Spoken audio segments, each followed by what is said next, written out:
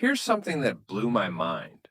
Neuroscience shows that 95% of our daily decisions happen on autopilot, yet we convince ourselves we're making conscious choices. Today, we're exploring how tiny changes in habits can completely rewire our lives. That's fascinating, especially when you consider how those unconscious decisions compound over time. What made you start looking into this?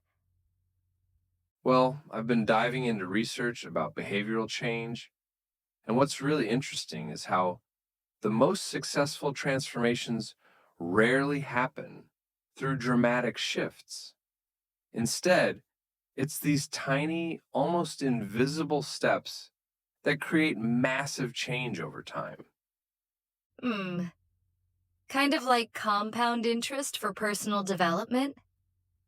Exactly right. And here's what's fascinating.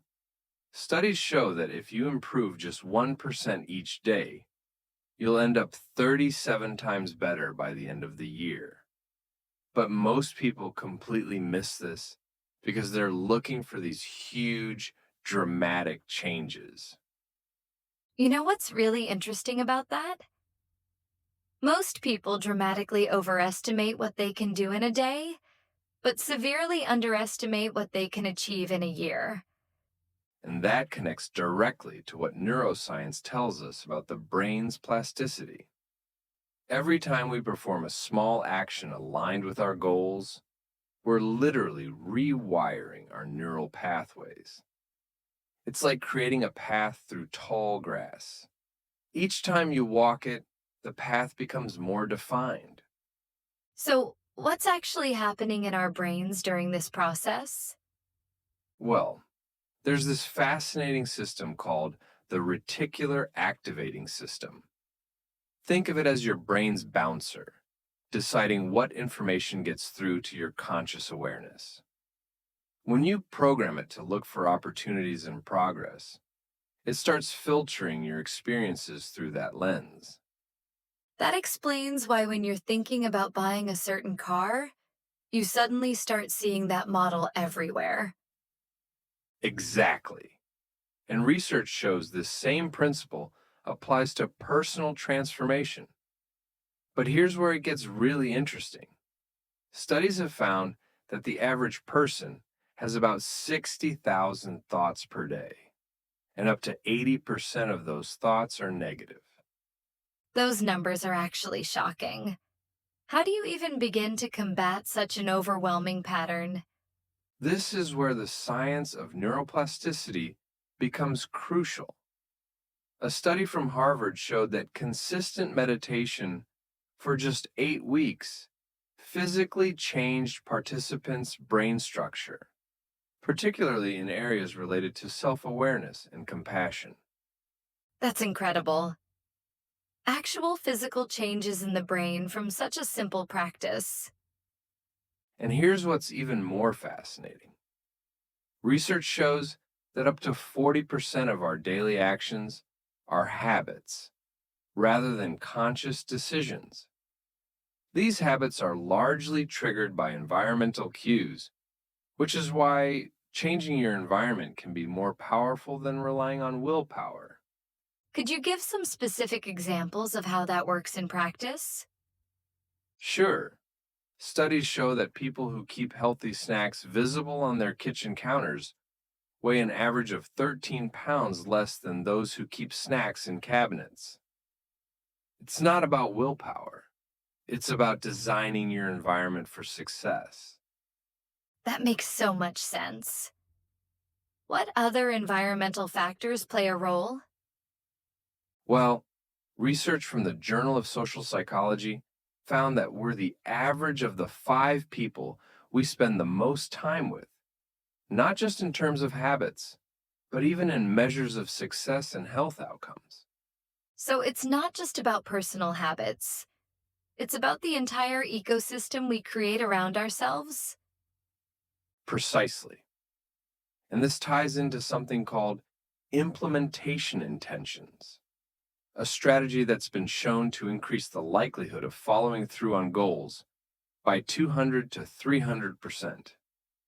Instead of saying, I'll exercise more, you say, when I finish my morning coffee, I'll do 10 minutes of yoga.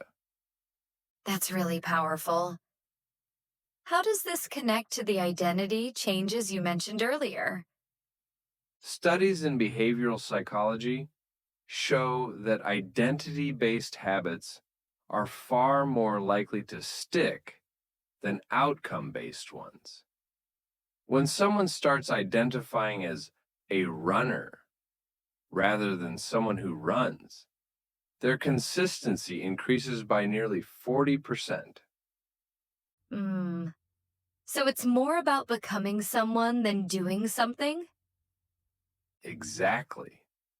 And here's what's really interesting. Research from the University of London found that it takes anywhere from 18 to 254 days to form a new habit, with an average of 66 days. But missing one day doesn't significantly impact the habit-forming process. That's actually really encouraging for people who think they've ruined their progress by missing a day. And it connects to another fascinating finding. Studies show that people who track their progress, even in the simplest way, are 42% more likely to achieve their goals. But here's the key. Track the process, not just the outcome. So, what would be your advice for someone listening who wants to make a significant change in their life? Start with identity. Who do you want to become? Then, break that down into the smallest possible actions that align with that identity. The research is clear. Transformation isn't about dramatic changes. It's about consistent, small actions that compound over time. And I suppose the key is to start right away, rather than waiting for the perfect moment. That's right. The perfect moment is a myth. Studies show that people who start immediately with an imperfect plan are 65% more likely to succeed than those who wait for the right time. Remember, imperfect action beats perfect planning every time. This has been such an enlightening discussion about personal transformation. Any final thoughts? Yes, remember that every major achievement in human history started with a single step. The science is clear. Your transformation journey begins the moment you decide to take that first small action, however insignificant it might seem.